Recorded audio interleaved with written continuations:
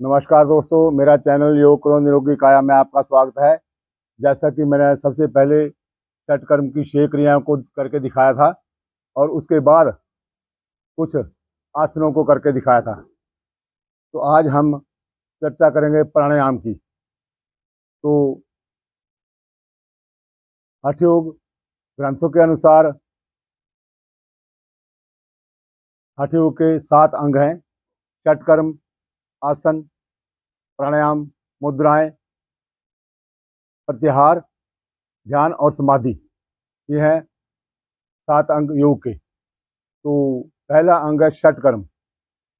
योग की शुरुआत, दिनचर्या की शुरुआत, दैनिक दिनचर्या की शुरुआत षटकर्म की पहली क्रिया से होती है। षटकर्म शरीर की अंदर की शुद्धि के लिए होता है, किया जाता है। तो षटकर्म की 6 क्रियाएं हैं जो मैंने संपूर्ण षटकर्म योग में करके दिखाई हुई है। तो षटकर्म की पहली क्रिया है नेति,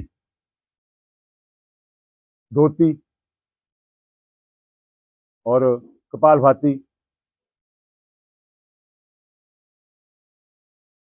षटकर्म की पहली क्रिया है नेति, दूसरी धोती, तीसरी कपालभाति और चौथी क्रिया है नौली, पांचवी बस्सी और त्राटक। ये हैं षटकर्म की 6 क्रियाएं। इनसे योग की शुरुआत होती है। और षटकर्म की जो पहली क्रिया है नेति, नेति क्या है? नेति, सूत्र नेति, रबड़ नेति और जल नेति। तो इसमें मैंने पहले जल नेति करके दिखाया हुआ है। जल नेति है पानी नाक से पीना और मुंह से निकालना, फिर मुंह से पीना और नाक से निकालना। इस क्रिया से गले से ऊपर के रोग, आंख के रोग, कान के रोग और साइनस जैसी बीमारी और श्वास रोग को लाभ होता है। जब हम पानी नाक से पी के मुंह से निकालते हैं और मुंह से पी के नाक से निकालते हैं, तो ये श्वास नली को विशेष लाभ होता है। और दूसरी क्रिया है धोती। धोती है बमन धोती और बस्तर धोती, बाईसार धोती आदि। तो मैंने बमन धोती और बस्तर धोती को पहले वीडियो में करके दिखाया हुआ है। बमन धोती क्या है कि पानी गर्म करके हल्का सा नमक डालकर पीना और बमन करना। इस क्रिया से गले से नीचे के रोग, छाती के रोग, फेफड़े के रोग, लीवर के रोग जैसे अल्सर, पीलिया, गैस का बनना और कब्ज का होना और बवासीर जैसी बीमारी ठीक होती है। और उसके बाद मैंने बस्तर धोती करके दिखाया हुआ है वीडियो में, 4-5 वीडियो में दिखाया हुआ है। बस्तर धोती है 5 मीटर कपड़ा मुंह से अंदर निकलना और बाहर निकालना। बहुत अच्छी क्रिया है ये दमा के मरीजों के लिए। दमा के मरीज जो विक्स इनहेलर का इस्तेमाल करते हैं, वो 4 या 5 दिन में विक्स इनहेलर छोड़ देते हैं और 10 या 15 दिन में दमा के मरीज बिल्कुल ठीक होते हैं। तो ये हो गई 2 क्रिया। अब तीसरी क्रिया है कपालभाति। कपालभाति से अंदर के कपाल की शुद्धि होती है। और उसके बाद नौली क्रिया पेट के लिए होती है। ये पेट की हर समस्या का समाधान है कपालभाति, हर रोगों का समाधान कपालभाति है। और उसके बाद बस्सी क्रिया जो है वो बड़ी आंत की सफाई के लिए होती है। और उसके बाद त्राटक आंखों के लिए और साधना के लिए, ध्यान को एकाग्र करने के लिए बहुत अच्छी क्रिया है त्राटक। तो आज हम बात करते हैं प्राणायाम की।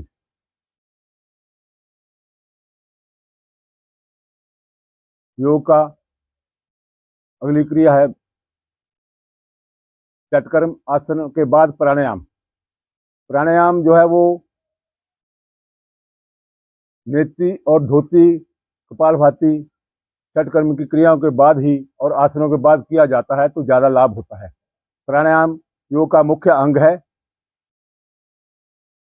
उसके अनेकों लाभ हैं। तो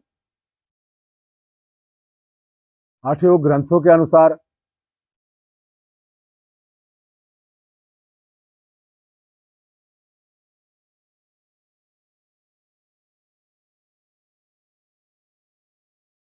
योग एक संपूर्ण विद्या है जो हमें शरीर की शुद्धि से लेकर ध्यान समाधि तक ले जाती है, मोक्ष तक ले जाती है। तो उसके लिए प्राणायाम एक मुख्य अंग है। योग का अर्थ है सदैव चंचल रहने वाली इंद्रियों को वश में रखते हुए मन को एकाग्र करना। तो मन को एकाग्र करने के लिए प्राणायाम एक बहुत अच्छी क्रिया है, बहुत अच्छा साधन है। तो प्राणायाम एक योग का मुख्य अंग है। इसके अनेकों लाभ हैं, जैसे आयु का बढ़ना, शरीर में स्फूर्ति उत्पन्न होना, दिल और दिमाग में शांति का विकास, मन की एकाग्रता, कार्य की क्षमता तथा सहनशीलता में वृद्धि, चित्त की प्रसन्नता, वाणी में मधुरता आना, रुधिर में शुद्धि आना, जठराग्नि में वृद्धि, कुंडली की जागृति, कफ, वात और पित्त की समानता तथा अनेकों रोगों से निवृत्ति होती है प्राणायाम से। तो अभी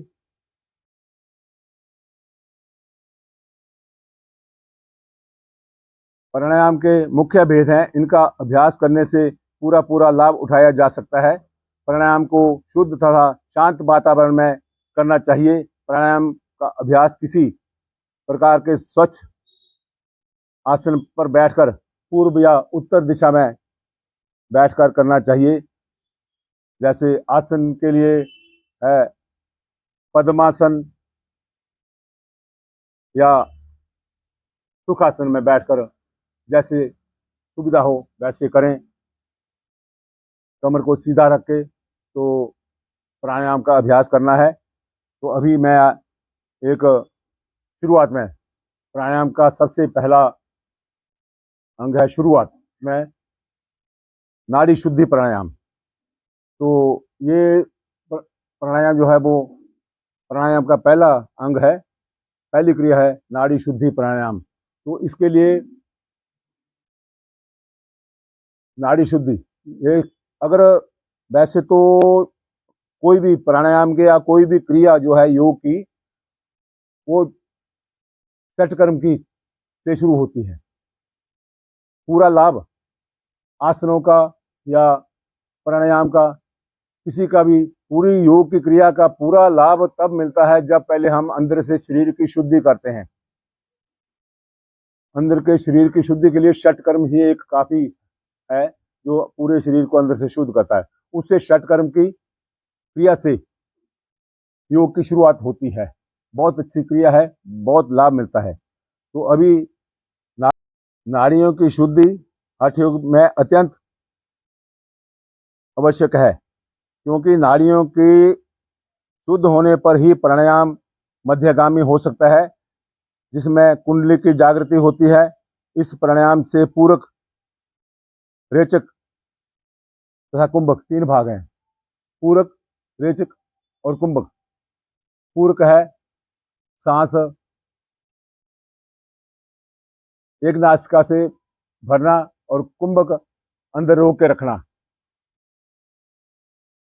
होती है।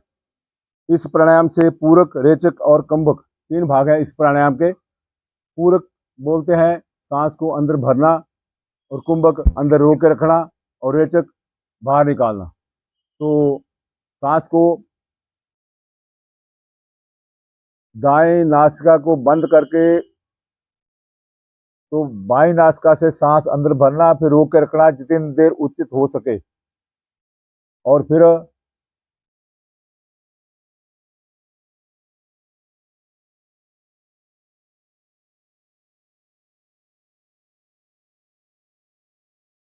रेचक दाई नासिका से दाई नासिका रेचक क्या है?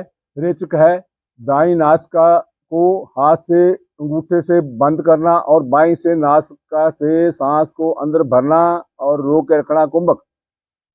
और फिर दाईं नासिका से बाहर निकालना, और फिर दाईं नासिका से ही अंदर भरना और रोक के रखना, और बाईं नासिका से बाहर निकालना। तो आओ इसका अभ्यास करें। जितना देर हो सके कुंभक करना है, रोक के रखना है सांस को। तो ये है, दाईं नासिका से बंद करके तो बाईं नासिका से सांस को अंदर भरना है। तो ये शुरू करें, अभ्यास करें। बहुत लाभकारी है ये, मन को एकाग्र करने के लिए, मन को शांत करने के लिए बहुत अच्छा है ये नाड़ी शुद्धि प्राणायाम। तो करते हैं शुरू। तो ये सांस को, नाक को, एक नासिका को दाएं हाथ से दाईं नासिका को बंद करके बाईं से सांस भरना है, फिर रोक के रखना।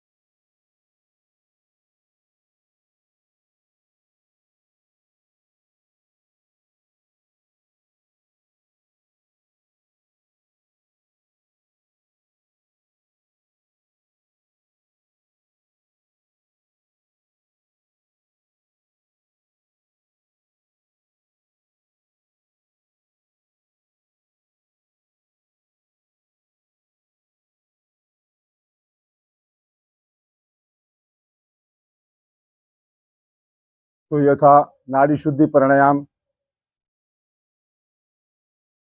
ये दोनों नासिकाओं से बदल बदल कर करें, और जितना समय सांस को अंदर भरने में लगेगा, उससे 4 गुना सांस को अंदर रोक के रखना, और उससे 2 गुना समय में बाहर निकालना सांस को। ये है इसका करने का विधि। और ये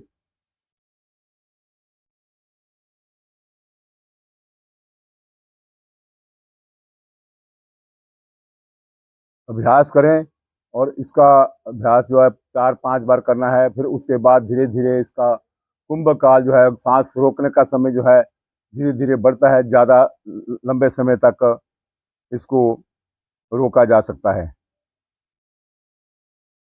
और विधि पूर्वक अभ्यास करने से नाड़ी चक्र का शोधन होने पर प्राणवायु सुषुम्ना मुख को भेद कर उसमें सुखपूर्वक प्रविष्ट होता है। जब प्राणवायु सुषुम्ना के मध्य चलता है तथा मन को धैर्य उत्पन्न होता है। मन का स्थिर होना ही मन की एक उन्मी अवस्था है। इससे मन को एकाग्रता मिलती है बहुत। और ये इस छाती में और फेफड़ों में जब हवा रोक के रखते हैं तो बहुत अच्छा लाभ मिलता है। फेफड़ों के लिए, छाती के लिए लाभ होता है, लाभकारी क्रिया है ये नाड़ी शुद्धि प्राणायाम। तो अंत में मेरी प्रार्थना के वीडियो को देखें, अभ्यास करें और चैनल को सब्सक्राइब और लाइक और कमेंट जरूर करें। जय हिंद, जय श्री राम।